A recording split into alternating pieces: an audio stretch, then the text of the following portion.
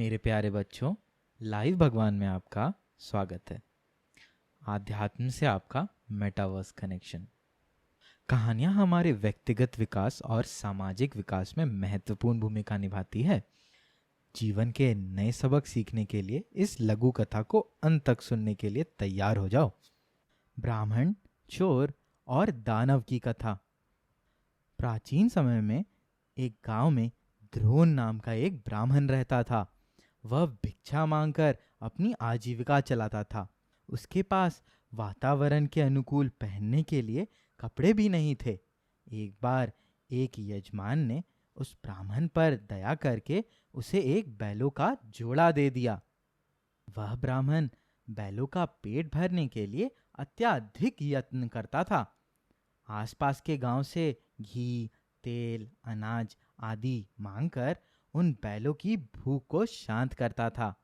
बैल ब्राह्मण द्वारा दिए गए भोजन को ग्रहण करके काफी मोटे ताजे हो गए थे। जब एक चोर ने उन बैलों को देखा तो उसके मन में ख्याल आया, क्यों ना मैं इन बैलों के जोड़े को इस ब्राह्मण से चुराकर भगा लूं। वह इसी निश्चय से अपने घर से ब्राह्मण के घर की ओर चला। बीच रास्ते में उसे एक घने लंबे बाल, लाल आंखें, लंबे लंबे दांत और लंबी चौड़ी शरीर का एक अजीब व्यक्ति मिला। चोर ने डरते हुए उससे पूछा, तुम कौन हो? उस अजीब शरीर वाले व्यक्ति ने कहा, मैं ब्रह्म राक्षस हूं। मैंने पिछले 5-6 दिन से कुछ नहीं खाया है, इसलिए मैं आज ब्राह्मण को मारकर खाने वाला हूं। यह कहकर उसने चोर से पूछा, तुम कहाँ जा रहे हो? चोर ने कहा, मैं भी उसी ब्राह्मण के घर जा रहा हूँ जिसके घर तुम जा रहे हो। मैं वहां उसके बैलों को चुराने के लिए जा रहा हूँ।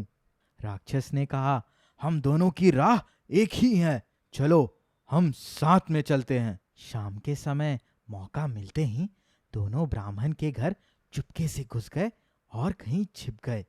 जब ब्राह्मण सो गया तो राक्षस उसे खाने के लिए आगे बढ़ा। जैसे ही आगे बढ़ा तो चोर ने कहा, मित्र, पहले मैं इस ब्राह्मण के बैलों को चुरा लेता हूँ, फिर तुम ब्राह्मण को खा जाना।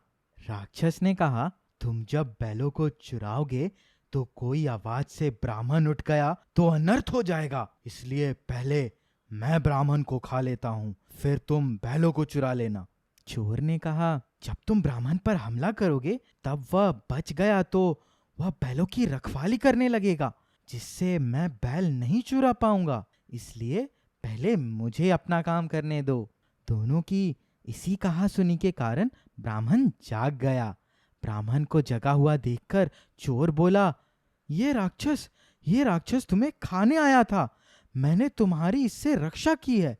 राक्षस ने बोला, ये आदमी तुम्हारे बैलों को चुराने आया था, मैंने तुम्हारे बैलों की रक्षा की है। जब तक दोनों अपनी बात ब्राह्मण के आगे पूरी करते तब तक ब्राह्मण सचेत होकर लाठी उठाकर अपनी रक्षा करने के लिए तैयार हो गया। ब्राह्मण को इस प्रकार देखकर दोनों भाग गए। ये था इस कहानी का अंत। धन्यवाद। फिर से पधारे और सुनते रहें।